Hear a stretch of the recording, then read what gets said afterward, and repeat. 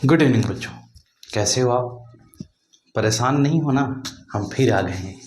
अब हम लोग आज बातचीत करेंगे जो अभी तो थोड़ी देर पहले हमने आपको बताया अगली पिछली वीडियो में कि किस प्रकार से हम ये जान पाते हैं कि प्रैक्टिकल कैसे होगा, मार्क्स प्रैक्टिकल में 30 में 30 कैसे लाए जाएं। इसी पर हमारा डिस्कशन हो रहा था ना।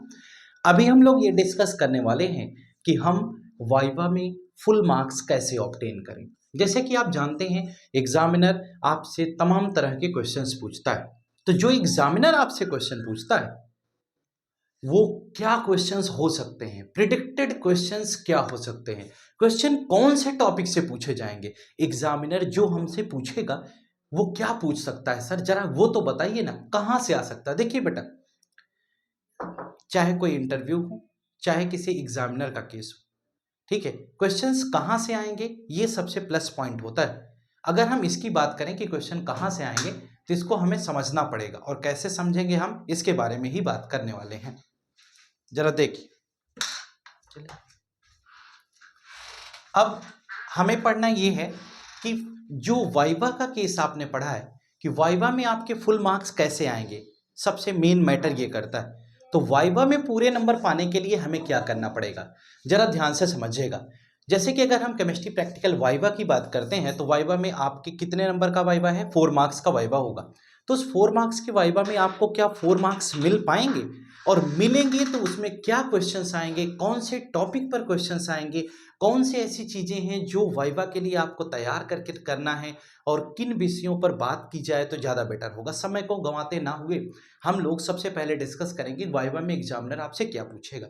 मान लीजिए एग्जामिनर घूमते हुए विजिट पे आपके लैब में आता है। जब एग्जामिनर आपके लैब में आएगा तो लैब में आने का मतलब ये है कि एग्जामिनर आपसे क्या क्या क्वेश्चन पूछ सकता है। सबसे पहले वो पूछेगा आपसे एग्जामिनर कि आप क्या कर रहे हैं। आपको एग्जामिन करने के दौरान वह ये क्वेश्चन पूछेगा आप कर क्या रहे हैं, तो आप बताएंगे कि हम प्रैक्टिकल कर रहे हैं। दूसरा क्वेश्चन ये आएगा कि आप कौन सा प्रैक्टिकल कर रहे हैं, आपके पेपर में वो कौन से प्रैक्टिकल हैं जिनको आप कर रहे हैं। तो आप बताएंगे सर टाइट्रेशन है, सॉल्ट एनालिसिस है, और आपका तीसरा प्रैक्टिकल है फंक्शनल ग्रुप टेस्ट। ठीक है, पिछली वीडियो में सॉल्ट एनालिसिस का कंटेंट थोड़ा छूट गया है। ठीक है, तो वो बेटा जैसे पहला दूसरा बताया वैसे, पहला तीसरा बताया वैसे ही दूसरा भी होगा। ठीक है, उसको देख लेना। आपसे पूछेगा कि आप क्या कर रहे हैं, तो आप बताएंगे हम 3 एक्सपेरिमेंट सर लिख चुके हैं। उसके बाद एग्जामिनर आपसे दूसरा क्वेश्चन ये पूछता है कि आप टाइट्रेशन कैसे कर रहे हैं, आपने सॉल्यूशन कैसे बनाया।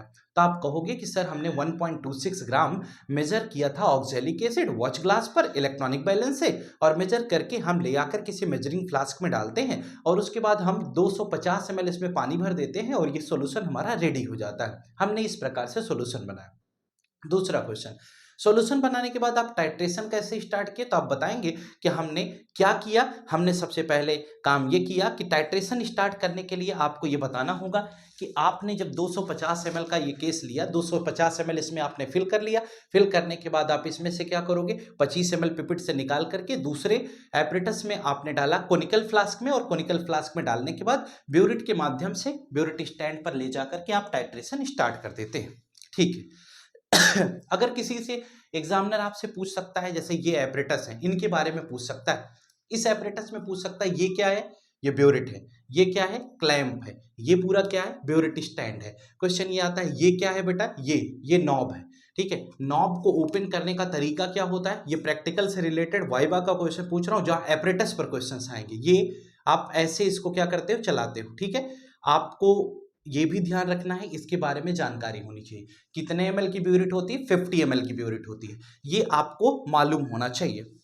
दूसरी चीज, आपने पिपिट कितने ml की ली, 25 ml की। पिपिट 10 ml की भी आती है, तो 10 ml की लिया है आपने, पिपिट 25 ml की लिया है, ये भी आपको मालूम होना चाहिए। आप कितने ml सॉल्यूशन को बाहर निकालते हैं, ये सारी चीजें आपको जानकारी में होनी चाहिए। जैसा कि इसके पिछले हमने टाइट्रेशन का एक लेक्चर अपलोड किया था, वहां पर हमने आपको बताया था कि ये काम हमारा कैसे होगा।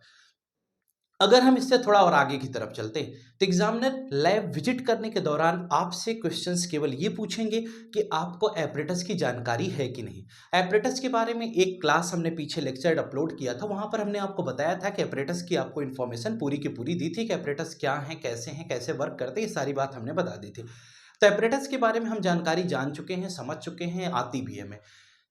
दूसरा क्वेश्चन ये पूछा जाएगा कि आप जो रीडिंग निकाल रहे हैं वो रीडिंग जरा हमें दिखाइए तो क्या परमानेंट पिंक कलर आपका आ रहा है? तो आप उसे करके दिखाएंगे, यानी जैसे 16 ml पे आपकी रीडिंग आई, 8 ml पे आई, तो आपका जो परमानेंट पिंक कलर आएगा वो गायब नहीं होगा बेटा, उसको आप रखे रहो, एग्जामिनर को आप दिखा सकते हो, ब्यूरेट में आप रीडिंग दिखा सकते हो सर 16 ml पे हमारा ये परमानेंट पिंक कलर आ गया है। ऐसा नहीं कि थोड़ी देर में वो गायब हो जाए, गायब नहीं होगा, वो परमानेंट पिंक कलर बना रहेगा।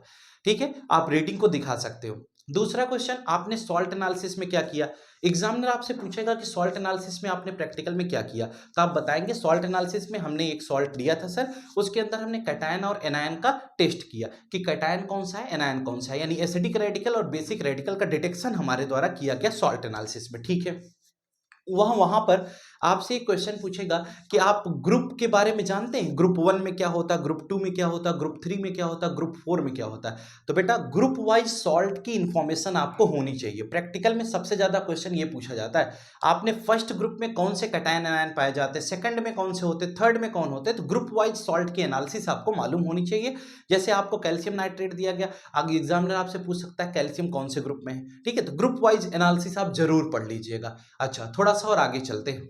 हम कहते हैं कि अगर एफजीटी में टीचर जाएगा तो क्या पूछेगा, एफजीटी में आपसे रिएक्शन पूछ सकता है। जैसे आपने कहा कि हमने आपको एल्कोहल का टेस्ट करना था, यानी आप टेस्ट किए तो एल्कोहल मिल रहा है, आपने स्टरीफिकेशन रिएक्शन से उसका चेकअप कर लिया, आपसे एग्जामिनर पूछेगा कि आपको कैसे पता कि ये स्टरीफिकेशन है, तो आपको बताना पड़ेगा कि जब अगर वो सर एल्कोहल रहा होगा तभी तो हम एसिटिक एसिड डाले, तभी तो ईस्टर का फॉर्मेशन हुआ, और अगर वो एल्कोहल नहीं था तो फ्रूटी स्मेल आती नहीं। इसका मतलब ये श्योर हो गया कि एसिटिक एसिड मिलाने के बाद अगर फ्रूटी स्मेल आ रही है तो फ्रूटी स्मेल ईस्टर की होती है, इसलिए जो सोल्यूशन हमें दिया गया था वो क्या था, एल्कोहल था।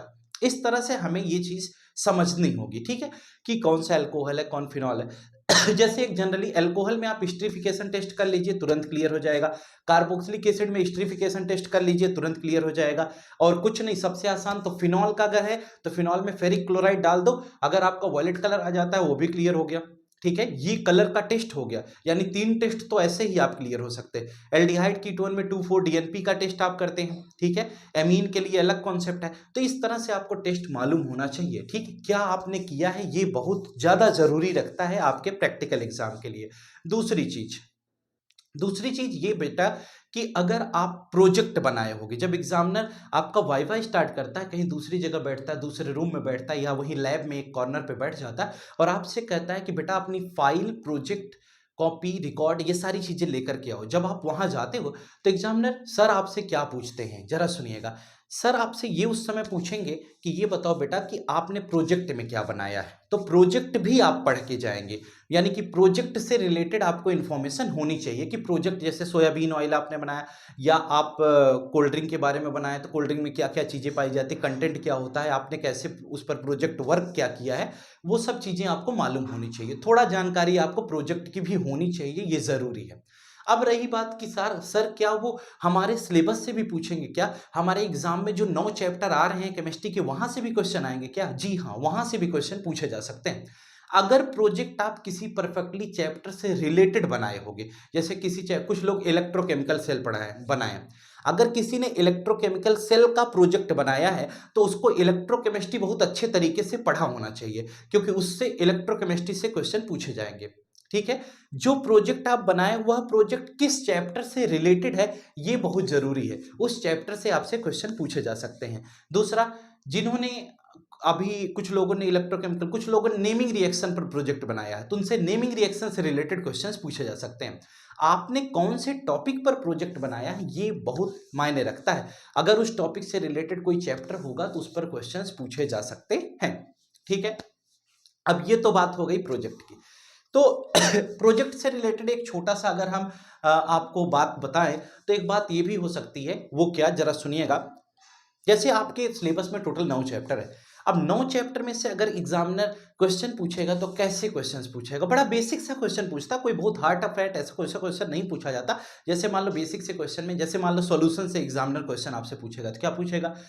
पहला क्वेश्चन बनाएगा सॉल्यूशन क्या होता है, सिंपल सा सवाल, किसी बाइनरी सॉल्यूशन का एग्जांपल बताइए। हम क्वेश्चन बोलेंगे बेटा, आप देखना, दिमाग चलाना, क्या आपको तैयार है हेनरी लॉ क्या होता है, राउल्ट्स लॉ क्या होता है, हेनरी लॉ राउल्ट्स लॉ की एक स्पेशल केस है, एक्सप्लेन करिए। ठीक है, सॉल्युबिलिटी क्या होती है, सॉल्युबिलिटी कौन से फैक्टर्स पर डिपेंड करती है, सॉल्युबिलिटी टेम्परेचर के डायरेक्टली प्रोपोर्शनल कौन सी केस में होती है। ठीक है, कोलिगेटिव प्रॉपर्टी का कोई एक एग्जांपल दीजिए, बॉन्ड्स ऑफ फैक्टर क्या होता है, एल्यूमिनियम सल्फेट का बॉन्ड्स ऑफ फैक्टर क्या होगा, एल्यूमिनियम सल्फेट के लिए आई की वैल्यू क्या होगी, आई मतलब बॉन्ड ऑफ फैक्टर का आप फॉर्मूला बताइए। इस तरह के क्वेश्चंस बेसिक से आपसे पूछे जा सकते हैं। ठीक है, रिवर्स ऑस्मोसिस का यूज क्या है, इस तरह की चीजें आपको तैयार होनी चाहिए।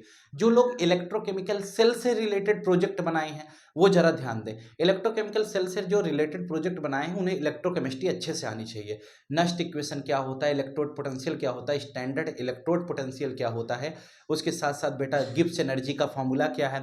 ठीक है, केसी की वैल्यू कैसे फाइंड आउट करते हैं, लॉग एंटी लॉग की भी थोड़ी बहुत जानकारी आपको होनी चाहिए। लॉग एंटी लॉग कोई बहुत ज़्यादा मायने नहीं रखता, लेकिन उसके बाद आगे जाएंगे तो आपसे किसी सेल के बारे में, बैटरी के बारे में पूछ लिया जा सकता है। फैराडे फर्स्ट लॉ क्या होता है, सेकंड लॉ क्या होता है, इसके बारे में आपसे क्वेश्चन पूछा जा सकता है। 0 पॉइंट। फिर उसके बाद आगे चलते हैं, अगर केमिकल काइनेटिक्स से एग्जामिनर क्वेश्चन पूछता है, कभी कभी एग्जामिनर आपसे पूछता है कि बेटा आप कौन सा चैप्टर अच्छे से पढ़ के आए हो। जब एग्जामिनर आपसे ये पूछ लेता है तो उस दौरान आप क्वेश्चन का जवाब क्या देते हैं, कोई एक अच्छा चैप्टर जो आपको कॉन्फिडेंस होगा वो आप बताएंगे, तो वहां से ही सर आपसे क्वेश्चन पूछेंगे। लेकिन उस दौरान जब क्वेश्चन आपसे पूछे जाते हैं तो वहां भी आपको थोड़ा मेंटली प्रिपेयर होना चाहिए कि इस चैप्टर पर कॉन्फिडेंस है या नहीं, यूं ही बोल देते हैं। सुनिए, अगली बात, एग्जामिनर फोर्थ चैप्टर में आया तो केमिकल काइनेटिक्स में ऑर्डर क्या होता है, मोलिकुलरिटी क्या होती है, कॉम्प्लेक्स रिएक्शन में ऑर्डर और मोलिकुलरिटी का क्या कॉन्सेप्ट है, कोई क्वेश्चन दे दिए बताएं कि इसका ऑर्डर और मोलिकुलरिटी बता दो। इस तरह के क्वेश्चंस, हाफ लाइफ क्या होती है, फर्स्ट ऑर्डर की हाफ लाइफ क्या होगी, ठीक है, के यूनिट क्या होगी, फर्स्ट ऑर्डर में, जीरो ऑर्डर में क्या होगी, इस तरह के क्वेश्चंस पूछे जा सकते हैं। एक बड़ा लॉजिकल क्वेश्चन है, अच्छा सा है, कैटलिस्ट का इफेक्ट एक्टिवेशन एनर्जी पर क्या होता है, एक्टिवेशन एनर्जी क्या होती है, कैटलिस्ट के आने पर एक्टिवेशन एनर्जी घट क्यों जाती है, इस तरह के क्वेश्चंस आप रेडी कर लीजिए। उसके और आगे चलिए तो केमिकल काइनेटिक्स पर डी एंड एफ ब्लॉक में जितने एक्सेप्शनल केस हैं उसको थोड़ा सा दिमाग में एक बार दौड़ा लीजिएगा कि कौन कौन से एक्सेप्शनल केस आपने इसमें पढ़े हुए हैं। एज सच एग्जामिनर बहुत ज़्यादा डिटेल में आपके चैप्टर्स में नहीं जाते, लेकिन हाँ ये है कि ऊपर ऊपर से क्वेश्चंस तो कुछ न कुछ पूछ लेते हैं। जैसे कोऑर्डिनेशन कंपाउंड में आएंगे तो डी एंड एफ ब्लॉक में आपको पहले डी ब्लॉक एफ ब्लॉक के बारे में जानकारी होनी चाहिए, थोड़ा बहुत इलेक्ट्रॉनिक कॉन्फ़िगरेशन मालूम होना चाहिए और एक्सेप्शनल केस पता होनी चाहिए। लेकिन एफ ब्लॉक में आएंगे तो एफ ब्लॉक में आप देखते होंगे कुछ की साइज वेरिएशन होता है, ठीक है, उसको ध्यान रखिए।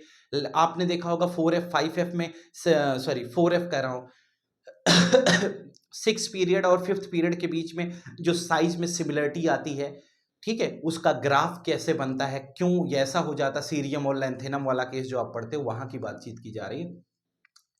सीरियम, हाँ सीरियम लैंथेनम नहीं, आपने पढ़ा होगा हाफनियम वाले केस के दौरान जो बात पढ़ते हो, एक एक्सेप्शन है ना, वो वाला आप तैयार कर लीजिए। उसके बाद और आगे चलिए तो कोऑर्डिनेशन कंपाउंड में आएंगे तो कोऑर्डिनेशन कंपाउंड में आपसे क्या पूछा जा सकता है, जरा गौर करिएगा बेटा। कोऑर्डिनेशन कंपाउंड में अच्छे क्वेश्चन बनते हैं। डबल सॉल्ट क्या होता है, कॉम्प्लेक्स सॉल्ट क्या होता है, प्राइमरी वैलेंस, सेकेंडरी वैलेंस, ठीक है, वीबीटी के बारे में थोड़ा बहुत जानकारी आप रखिए और साथ साथ आइसोमर के एग्जाम्पल्स याद रखिए, वहां से क्वेश्चन आ सकते हैं। ठीक है, जैसे पूछ लिया कि कलर किसी कोऑर्डिनेशन कंपाउंड में क्यों होता है, तो आप बताएंगे इलेक्ट्रॉन ग्राउंड स्टेट से हायर स्टेट में चला जाता है, एक्साइटेड में जाता है एच न्यू को ऑब्टेन करने के बाद। वो सारी बातें आपको थोड़ा सा तैयार होना चाहिए। अब आते हैं ऑर्गेनिक की तरफ। ऑर्गेनिक की तरफ आने पर आपको नेमिंग पूछी जा सकती है, हाइब्रिडाइजेशन किसी का पूछा जा सकता है, ठीक है, और किसी का नाम, साइक्लिक कंपाउंड का कोई नाम दे दिया जाए या कोई नेमिंग रिएक्शन आपसे पूछा जा सकता है। ऑर्गेनिक में क्वेश्चंस तब ज्यादा बनेंगे जब आप कोई ऑर्गेनिक से रिलेटेड प्रोजेक्ट बनाए होंगे। अगर ऑर्गेनिक से रिलेटेड प्रोजेक्ट बनाए होंगे तो क्वेश्चंस ज्यादा आएंगे। दूसरी चीज, या तो आप ये सर को बताएंगे कि हमारी ऑर्गेनिक अच्छी है, सर ने पूछा मान लीजिए आपसे आप कौन सी चीज में बहुत अच्छा फील करते हो, आपने कहा ऑर्गेनिक बहुत अच्छी है, तो ऑर्गेनिक से फिर क्वेश्चंस बनेंगे। तो क्वेश्चंस का एज सच एक छोटा सा क्राइटेरिया हमने बताया कि इस तरह से क्वेश्चंस आपसे पूछे जा सकते हैं। तो उम्मीद करता हूं कि आपको अच्छा लगा होगा, समझ में आया होगा।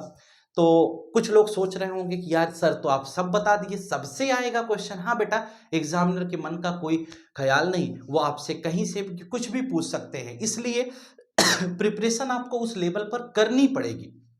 कि आपसे कैसे क्या क्वेश्चंस पूछे जाएंगे, उस हिसाब से खुद को थोड़ा प्रिपेयर करके चलना पड़ेगा। शायद मुझे लगता है कि आपको समझ में आ जाना चाहिए कि प्रैक्टिकल से रिलेटेड हमें क्या तैयारी करके आनी है और प्रैक्टिकल से रिलेटेड जो क्वेश्चंस हमसे पूछे जाएंगे क्या हम उसमें फुल मार्क्स गेन कर सकते हैं। उम्मीद करता हूं कि अगर आप इतना पढ़ लेते हैं या केवल आप अपने प्रोजेक्ट को और आप अपने प्रैक्टिकल के बारे में भी अगर पूरी इंफॉर्मेशन रखते हैं, अगर आपका पूरा सिलेबस अभी तैयार नहीं हुआ है तो भी आप पूरे में पूरे मार्क्स आसानी से पा सकते हैं। ठीक है, ध्यान रखिएगा एक बेसिक सा सवाल है कि टोटल 16 चैप्टर पहले थे, बाकी के चैप्टर डिलीट हो चुके हैं, केवल 9 चैप्टर हमारे सिलेबस में इस समय, सॉरी 10 चैप्टर हमारे सिलेबस में इस समय हैं। ठीक है, तो 10 चैप्टर हमारे जो सिलेबस में है उसके बारे में जानकारी होनी चाहिए। 5 चैप्टर फर्स्ट बुक में है, 5 चैप्टर सेकंड बुक में है। ठीक है, तो 5 चैप्टर फर्स्ट बुक में जो है ये भी आपको मालूम होना चाहिए, solution, electrochemistry, chemical kinetics, D and F block, coordination compound. 5 जो सेकंड बुक में है उसके बारे में सुनिएगा, आपको halo alkane, hello arene, alcohol, phenol and ether, aldehyde, ketone and carboxylic acid, फिर एमीन एंड इट्स डेरिवेटिव और लास्ट चैप्टर है बेटा बायोमोलिक्यूल। इतना है हमारा सिलेबस, टोटल 10 चैप्टर हैं। तो चैप्टर्स के नाम तो जरूर याद रखें, सीरियल वाइज याद रखें। कभी कभी एग्जामिनर्स केवल चैप्टर्स के नाम ही आपको पूछकर कंफ्यूज कर देते हैं, इस बात का विशेष ध्यान रखिएगा। उम्मीद करता हूं कि आपको अच्छा लगा होगा, समझ में आया होगा, बेहतरीन आप समझ पाए होंगे। ठीक है, तो जिससे कि अगर ये वीडियो आपको बढ़िया लगी हो, लाइक शेयर सब्सक्राइब करना ना भूलें, ये तो आपका दायित्व बनता ही है। और अपने सभी फ्रेंड्स को शेयर करें जिससे कि उन्हें भी ये इन्फॉर्मेशन जरूर मिल सके कि प्रैक्टिकल में क्या पूछा जा सकता है, यानी कि प्रैक्टिकल में जो बातें पूछी जाएंगी अगर हम उसकी बात करें तो उसके बारे में उन्हें जानकारी मिल सके। आज के लिए फिलहाल इतना ही, वीडियो को लाइक शेयर सब्सक्राइब करना ना भूलें। Thank you, best of luck.